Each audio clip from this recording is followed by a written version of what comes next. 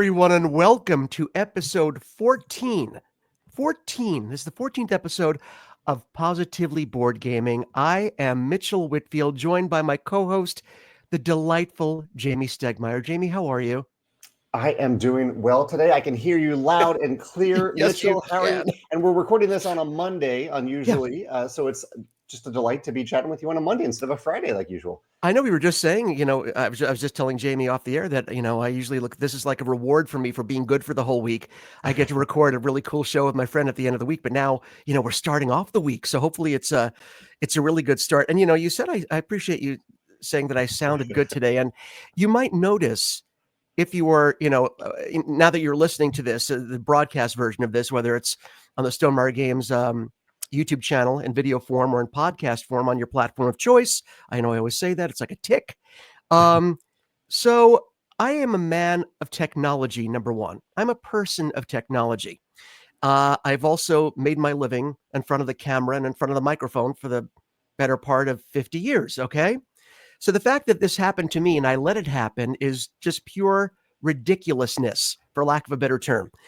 I noticed I was listening to the show and I was watching the YouTube channel. I was like, I don't sound great. And it wasn't sort of like this myopic, just focused on how do I look? How do I sound? Because I don't really get like that about this stuff.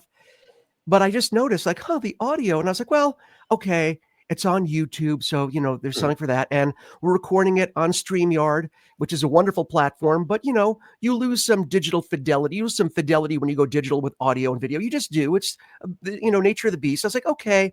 And maybe my speaker, maybe my sound bar on my TV. Okay. All those things. And you start to make excuses. Yeah. I start to check out my equipment. And you have to understand, I'm pretty anal about, and if you're watching us on YouTube, you'll see I use it's called a Neumann microphone. They're really beautiful microphones and they're wonderful. They make me sound better than I ever deserve to sound. And you look at this big, impressive microphone, and I was listening to the sound like, the sound quality of that guy, me, doesn't match the beauty and the presence of that microphone, the impressiveness of like, wow, he must be good. That's a pretty nice mic. He must know what he's doing. Yeah, I thought it was just a lighting fixture, but yeah. Well, that's why I have this glow, Jamey, so it could very well be that as well. And I finally realized that somehow, and again, I'm very anal about when I put stuff away, it's this microphone, if you can't see it, is on a boom. So I just move the boom into position when I'm recording, out of position when I'm just at my desk in my workspace, browsing the web, doing something. Somehow the microphone was turned off center. So although these are called directional microphones. Some microphones like unidirectional, doesn't matter where you are, they will pick up the sound.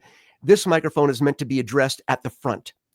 And because it was off center, because it's such a good mic, you could still hear me, but you're not getting the, hello, I'm Mitchell Whitfield, that dead broadcast sound. Next on Positively Board Gaming, Jamey Stegmeyer goes bonkers and punches Mitchell in the face. You don't get that great radio sound unless you're dead. It's finally adjusted. If you can hear the difference, throw me a bone. Say, geez, Mitchell, now that the microphone is straight, sounding delightful. So yeah, I feel foolish. And this is my big diatribe. I mean, this is my long-winded way of saying, I'm so sorry. I will never sound mediocre again. And if I do, it's just because I sound mediocre, not because I had the microphone out of position. I'm glad you figured that out. That is, I can definitely relate to that being disorienting. I think anyone who uses a mic has had an issue with a mic, or maybe sometimes I have definitely recorded things on my own and then realized afterward that the microphone was not on. I would realize that with you because you would be able to hear me, but alone, you don't really know that until afterwards. And someone says, hey, I can't hear a word that you said. And it's funny how those little things throw you off. And again, I figured it out. It was ridiculous. And I felt very bad for myself.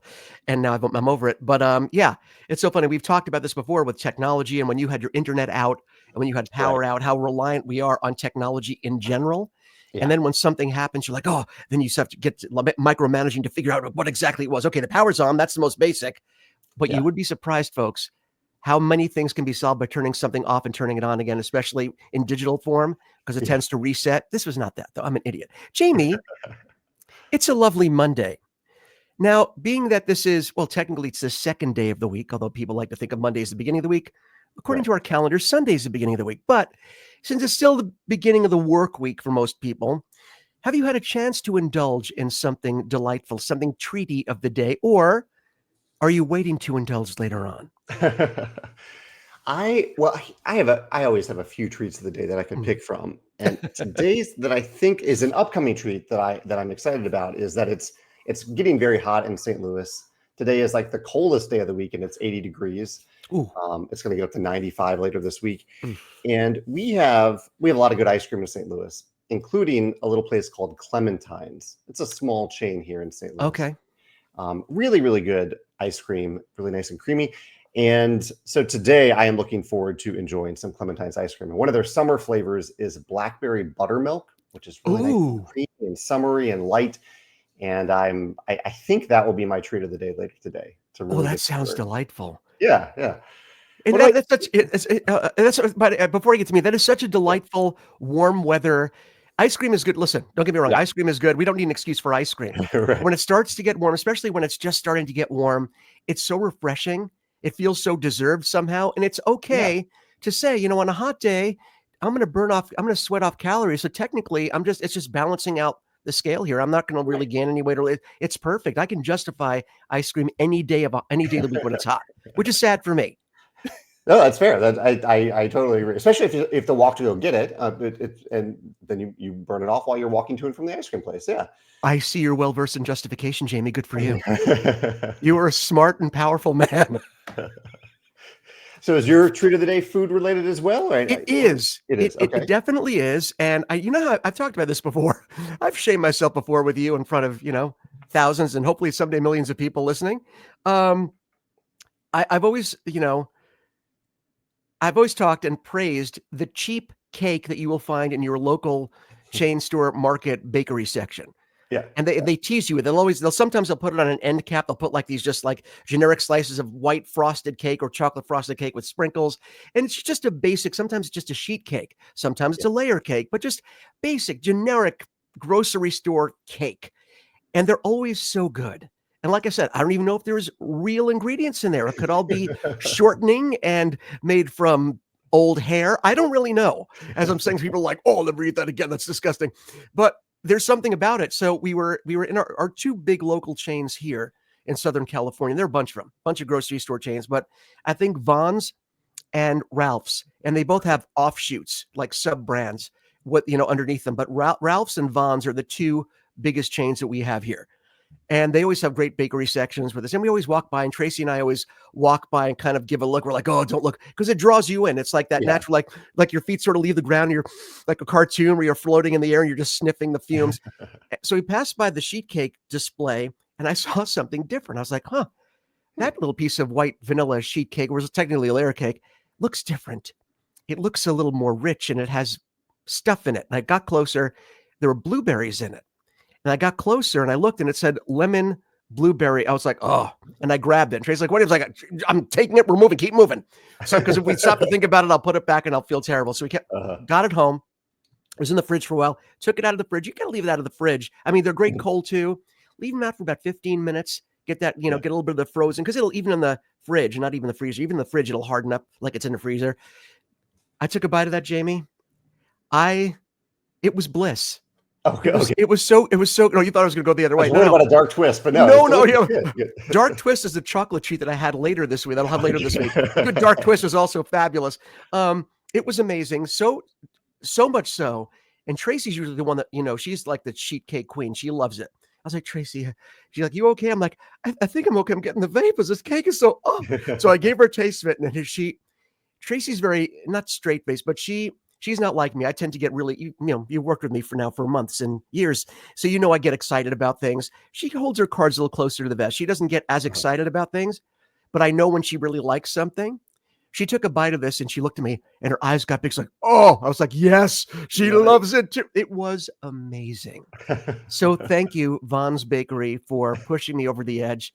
It was so good. And I cannot wait to have that lemon blueberry cake again. Jamey, it was divine.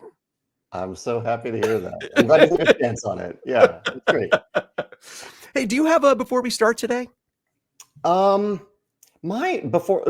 kind of segues into my topic. That's good. That's awesome. Go for it. I do that. So yesterday we're doing this on a Monday. Yesterday was Father's Day. Yeah. And so I am not a father to children as you are, but I am a father to cats. Walter got me a nice little chocolate bar, and Megan treated me to a game of my choice. And so my topic today is kind of tied to that game. Okay. So I had a wonderful Father's Day. I thought about my dad a lot, who has passed. Talked to my mom, and I wrote a blog post about my dad today. But the game that I played as cat father, Jamey, wasn't even cat themed. It's a game called Mistborn, one of my favorite book series by Brandon Sanderson. Lovely deck building game. I played it for the first time with Megan in the 2-player format. I played 4 players before, but we went head to head. Of course, it's a deck building game, so of course Megan crushed me. I'm delighted for her to beat me at deck building games. She's very good at them.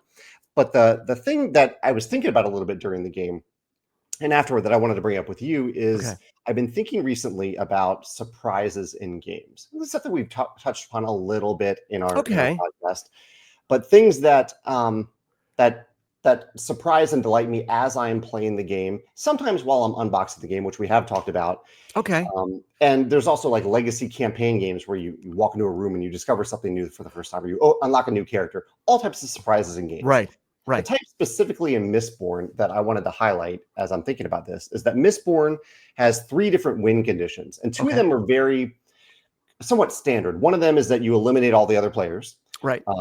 That you can do damage to them. One of them is that you accomplish all 3 missions. Those are the 2 main ones. Most of the time, the game will end from one of those conditions. I actually think every time I've played it, it's ended by everyone being eliminated except for 1 player. But there's a 3rd win condition, and this designer tends to include this type of win condition in his games. This is John DeClaire. Love John DeClaire. Let's not talk about that. It makes you, you know what the worst part is? You can't help but giggle every time you say it because it's terrible. All right, go on. Let's just ignore that. John DeClaire. We love John DeClaire. So John DeClaire, one of the things that he does in many of his designs is he slips in 1 card. So this is a big deck building game. 3 times out of 4 when you play this game, you will not even see this card. But it is an instant win card. And it's earned. Like, you don't just play the card and you win it. You have to play the card and you have to spend 4 of a resource that is very difficult to get in this game. And I am a sucker for this type of thing in games. So that's a topic in itself, like this type of mechanism. But the surprise and delight that I experienced in this game, 1, the fact that he had included something like that in the game, but 2, that it actually came up in this 2-player game. I happen to have enough money to buy it. And I wish I could tell you that the end of the story was that I got to play the card and won the game from it. But that was not the case. Megan destroyed me long before I did that. But it was still a delight to actually find this thing that was in the game. Like, it's like a little treasure that it actually shows up. And that I got to buy it, and that I got to try to go for it. That was the fun for me, trying to go for this card, this instant win condition. I love that. And so I just wanted to celebrate that. I love surprises in games of all forms. I think this is kind of an unsung type of surprise. Like when you're hoping for a certain card to come up, or when a card or a tile or whatever comes up, you have a big role in a game. Those types of surprises are also delightful to me as well. And so I wanted to mention that and see if you have had any surprises in your games recently, something that you didn't expect, that you had fun pursuing, or that showed up and you don't see it in that game, anything like that. First of all, that's a great. I love that you told me that. That is a great topic for discussion because, and as you said, even though that card was in there, I think, and I'm glad you qualified it as well, because a lot of people are like, oh, that's like a get out of jail free. That's a cheat card. No, the card is there, but there are parameters, there are conditions for it and to it. So you can't just get the card and go, ha, I drew well, so I win. So it's not like that, but it still is like, oh my gosh. And again, I remember when you got that in space, and you started going for that win card in space. I can't even say the name because stop giggling at me. I will turn this podcast around right now, young man. I love that. And I like the fact that it's just different and it's exciting. And then you find a different way to play the game. And again, even if you're not, I would be tempted to play that, even if I wasn't in a position in terms of, I don't really have the resources for it. But you know what? It's just so much fun to attack this game from a different angle. Let's go for it. I have had experiences like this in games, and I'm finding, for me, they tend to happen more in story-based games, adventure-type games where you'll see a twist that you didn't see coming.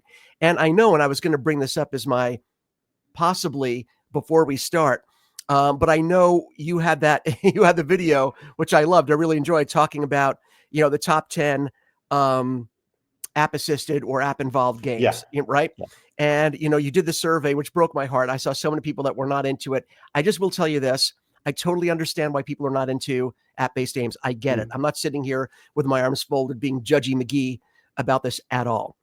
I will say, though, if you have that feeling about app-based games and you've never played one, it's sort of like when I was a kid, I don't want this broccoli. Have you tried it? No, but I hate it. It's like, well, try it. If you hate it then, totally cool. And I try it and go, you hate it? No, I like it, but I'm mad that I like it. So, I mean, if you haven't tried one, and because again, there are different types of app-based games, and some of them just take away some of the overhead of managing components and managing reagents, stuff that you get along the way, and they just manage it for you and don't get in the way of gameplay at all. The gameplay is still purely analog. So I think there are less intrusive and invasive ways of playing, games. And if you haven't tried something that has an app, I encourage you, just as a gamer, just to try it. If you hate it or still don't like anything digital at the table, I get it, but at least try it. And also it helps to do it on an iPad, because sometimes with the phone in your hand, you're reminded of phone in hand and people are distracted by their phone. But if you have an iPad out, it's more like a display. I think that is more acceptable somehow with these kind of games. And it takes you away from that being distracted by something in your hand. Anyway, I digress. So I know it's happened to me in Destinies.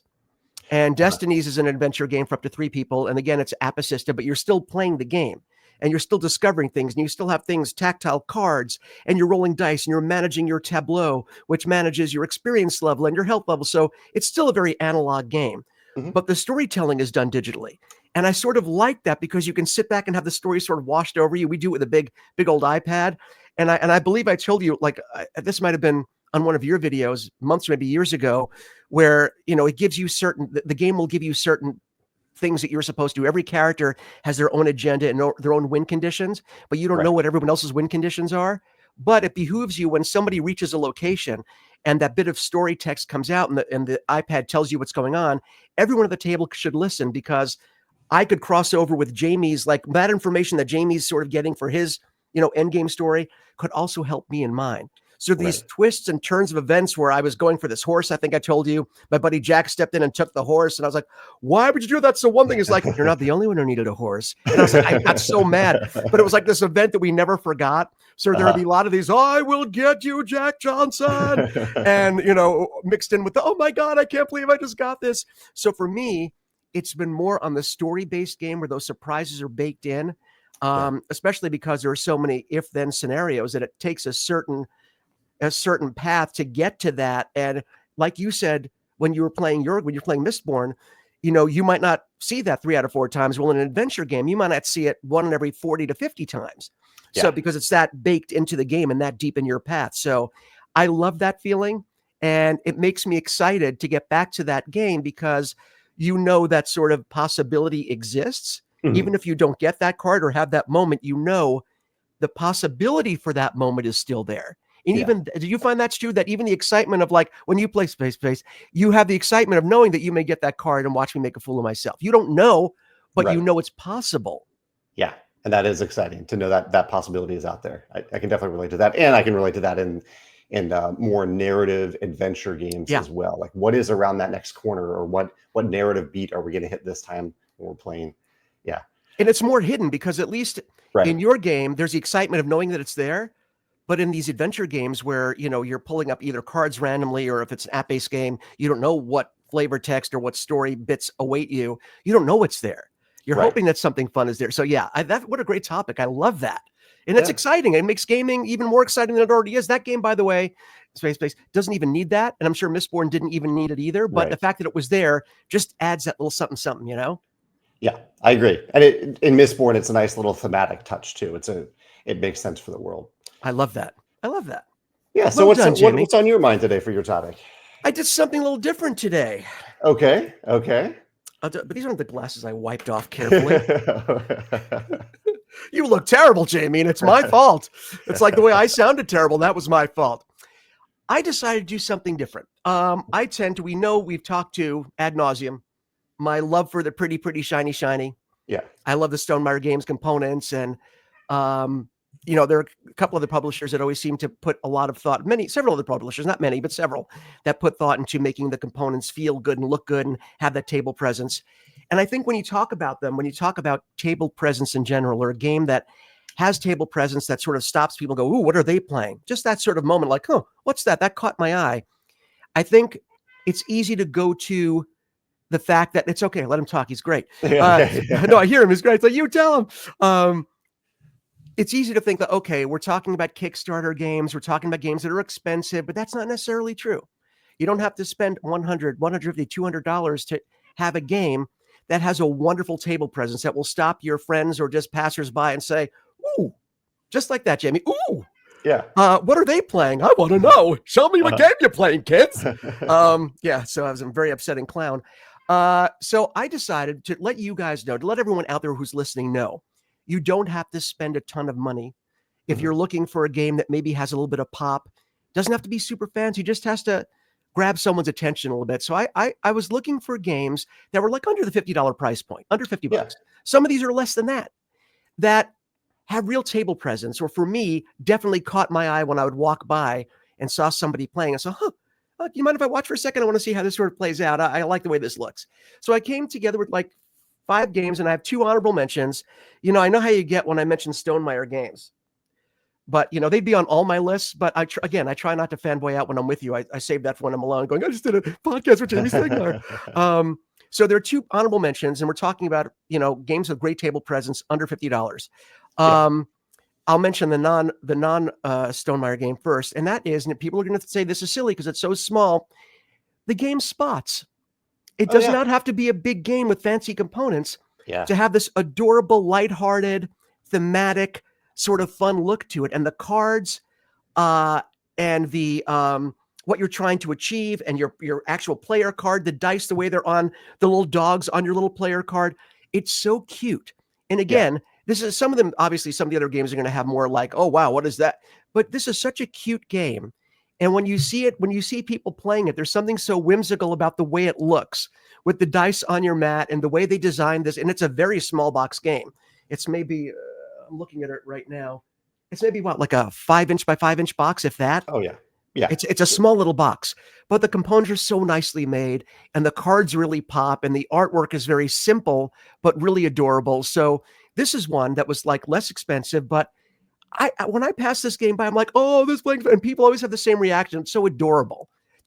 The next one, go ahead. There's one thing I want to highlight about Spots that I think does this particularly well is that the dice, even though they are D6 dice, they have 1 to 6 pips on them. They are custom D6 dice where the pips are kind of irregular in size. Yes. And I think that because they're matching different spots of the dogs in the art, I think that was a really clever touch for them to do, and something that I think any publisher could really do with dice, because you only have to create 1 mold, and then you can use that mold. So there's like a small sunk cost for 1 mold, and then you use that mold for thousands of dice that you make for that game. Really smart, I thought, production choice for that game. I did, and you know what? You just mentioned something that we were going to circle back to, because it's exactly something I was going to say. The other honorable mention is Red Rising. Oh, okay. Red Rising is another game, and if you haven't played Red Rising, you really should. It's such a fun game. It's so accessible. And you made 2 versions of this game. There's the regular and the deluxe. The nice part is, little secret, folks, I'm not trying to take money out of Jamie's pocket, they both kind of look deluxeified. Even the deluxe version is that much more deluxeified, but they both look great. So don't feel like you have to get the deluxe version. I did because I had to, because I have a sickness. But even the base version of Red Rising looks so good on the table. And I have had that moment where people are like, this is basically a card-based game, but I love the components and the cube. And what's that? Oh, that's the marker for that. Oh, really? What? So people immediately start asking questions. And of course, because of the theme, because, you know, the books, people are already drawn in. But the game is so nice on the table. And again, we're not talking about an expensive game. And in fact, you know, I don't even want to give prices, but you can go look them up if you're looking at your friendly local game store, or if you're online retailers. The game is these games are so affordable. Red Rising 2, and it looks so good. It looks so good. Have you had that comment when people first got a hold of the game, like, wow, this is just it's so pretty with the cards, the artwork, everything was just really, it just popped. Did you get that reaction, or were they more focused on telling you about the gameplay? Oh, I've definitely heard that reaction, and I can relate to it as someone who's very involved in creating this game. But there are some really beautiful photos that people have posted on Instagram and elsewhere of of the character cards, because there's a bunch of character cards. There's 14 different colors of them, and they do pop. It's like a color, colors of the rainbow. The collector's edition has the foil on the gold cards, and that really does, even just a little foil on a card or a tile can make it feel really special. And so I like foil on cards, and I like how it turned out in Red Rising. Oh, those are some of my favorite, if I could speak, favorite foil cards ever. They're gorgeous, and again, it makes you want to hold them, even if you shouldn't be. Even if they're not necessarily going to help you 100%, they just feel so good to have them. And you're like, pretty, lost the game, but pretty. It's like, I gave up winning to have the pretty. Yeah. Okay. So those are the two. And I know I was rambling a lot today, so I'll try and get through my top 5 pretty quickly. And these are in no particular order, by the way, Jamey. And please pop in if you've either played them or seen them. The first one I'm going to bring up, because I don't want to put a number to it. Then people say, oh, you said it was number 1. First one is Fire Tower. I think this is a game that I told you about. I don't know if you've ever seen it. Have you seen it played on the table? I've seen it, but not on the table. Okay. Yeah. So basically, everyone is sitting in one quadrant of the board, and the idea is to spread fire to other parts of the board and to keep your base from being consumed by flames. And fire is represented by these beautiful orange plastic bits that look like bursts of flame.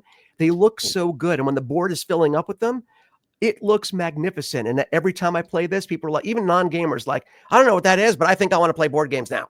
They always see it and think it just looks gorgeous. So Fire Tower, definitely up there. A smaller game by a publisher that doesn't make small games. From Chip Theory, 20 Strong. A card and dice-based game with custom dice and beautiful cards, also including foil cards, Jamey. Have you played 20 Strong or seen it?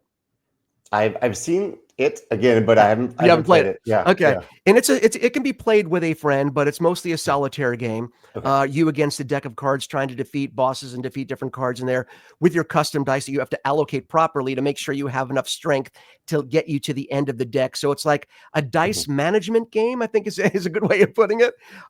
It's beautiful. And the custom dice, again, like Jamey said, publishers everywhere, hear us, please. It doesn't take much to make a game pop with custom dice.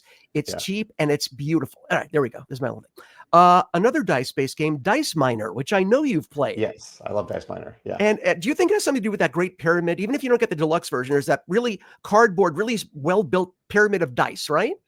Yeah, you're right. It is. It probably isn't necessary, but it feels like a mountain of dice that you're mining deeper and deeper into to get the dice. Yeah, totally. Yeah, that's a game. And the dice are oversized dice, and they are also beautiful, colorful, custom imaging on there. It's not pip-based, it's different, where the color and the symbol come into play, just beautifully done. Number 4. The fourth one I'm going to mention, Sushi Roll, which is a fantastic, fun game based on Sushi Go, I'm guessing. Sushi Go came before Sushi Roll, correct? It's the dice-based version of Sushi Go. Yeah. So much fun where you're each creating sushi and you have that 7 wonders mechanism of passing dice to other people and they take and pass on. It's beautiful on the table. You've played this one, I'm assuming, right? Yeah, big chunky custom dice. Yeah. And one of my favorite things that I always highlight about it is that not only are you passing those dice, but when they're passed to you, you get to roll them. So you were frequently rolling these big, beautiful dice. Yes. I like that addition. I like that. And they just look fantastic. Yeah. The last one is a simple one. I might have played this before you, but I think you have since played this. Tiger and Dragon. Have you played played that one yet? No. Okay. No. It is a tile laying trick taking game with tiles. Okay. Trick taking game with tiles. Very simple. Again, very small box game. Not an expensive game. I think this one is under $30, and a lot of these are actually. But that anything with a tile, I grew up playing Mahjong. So I'm a sucker for anything with really beautiful tiles. And they just look so good. And they feel so, we always talk about the tactile, experience of like feeling tile. Something about playing tiles, especially when they're in your hand, they just feel so smooth. And so, I love this game. It's a wonderful game, wonderful strategy game, very easy to learn, but more depth than would appear at first glance.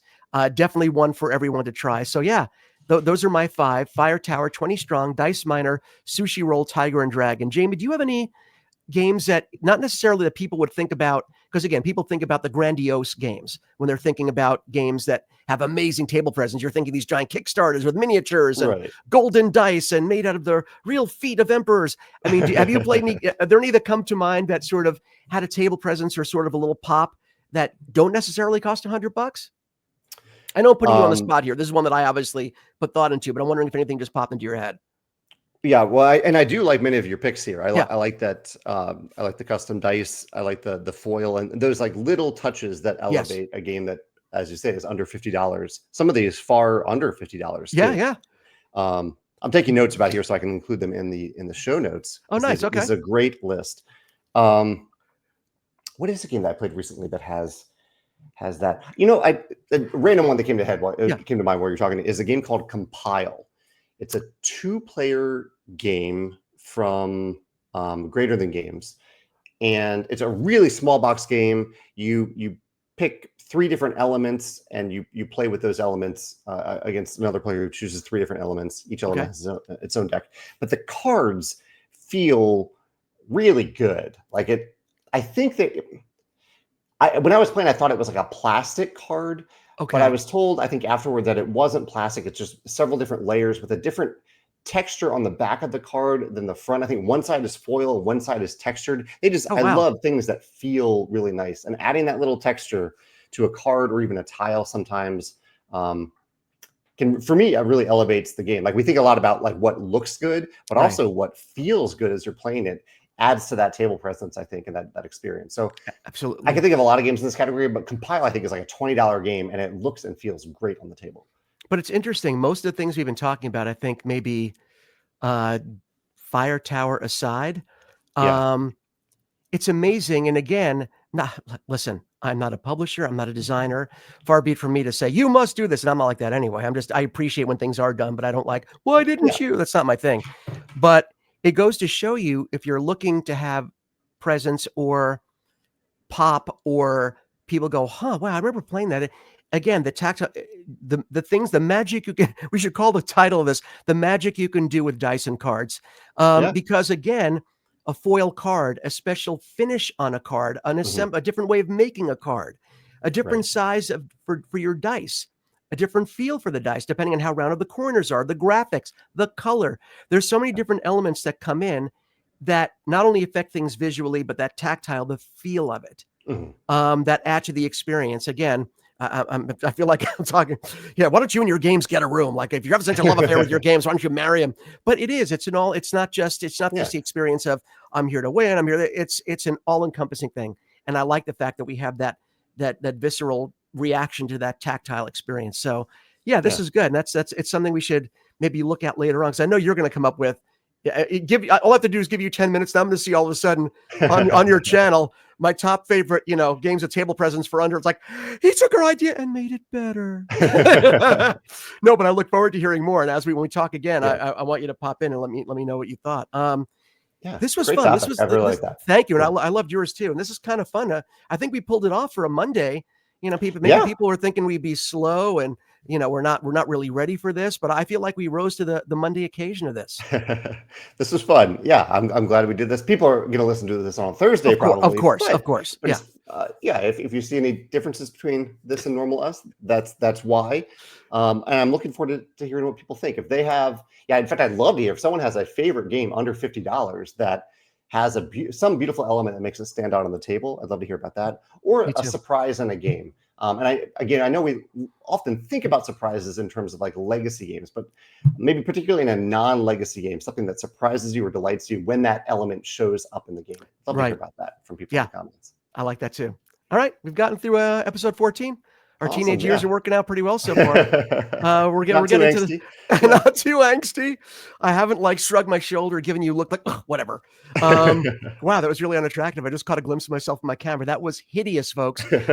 So thank you all again for joining us. Again, if you do want to watch this, if you just love watching our faces talk about these topics that you help bring to life, check out the Stonemaier Games YouTube channel, or you can listen to us where I sound a whole lot better now on your podcast platform of choice. Either way, thank you for joining us. Jamey, thank you for doing this every week. I never take that for granted. I know how busy you are. And I love getting to do this with you every week. And I look forward to doing this with you next week, or in this case, maybe Or- later in the week. Right, on Friday. I will see you then. Take care, man. Have a great week.